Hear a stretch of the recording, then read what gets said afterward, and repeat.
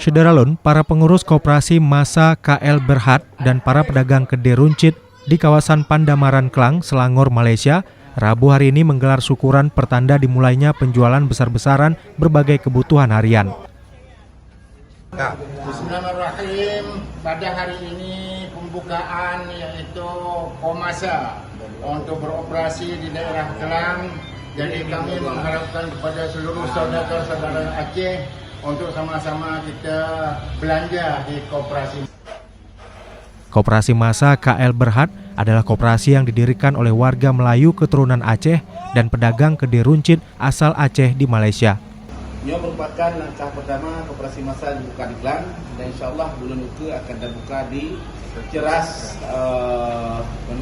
pusat komuniti Ceras di Kuala Lumpur yang merupakan pasar raya. Koperasi ini memiliki kantor dan pusat penjualan di Pandamaran Klang, Selangor, Malaysia. Sebagai bentuk syukuran atas pelancaran penjualan, Koperasi Massa mengundang 200 pemilik kedai runcit Aceh di kawasan Pandamaran untuk hadir pada acara makan siang bersama. Seperti tradisi di Aceh, kuah belangong menjadi menu utama dalam kenduri ini.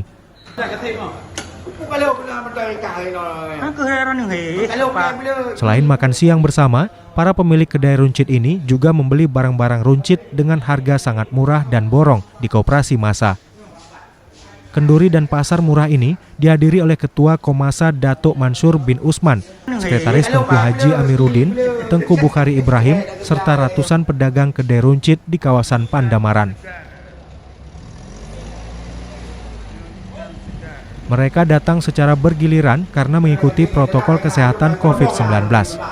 Dari Kuala Lumpur, Syederalun Jafar Insyarbe melaporkan untuk Serambi On TV.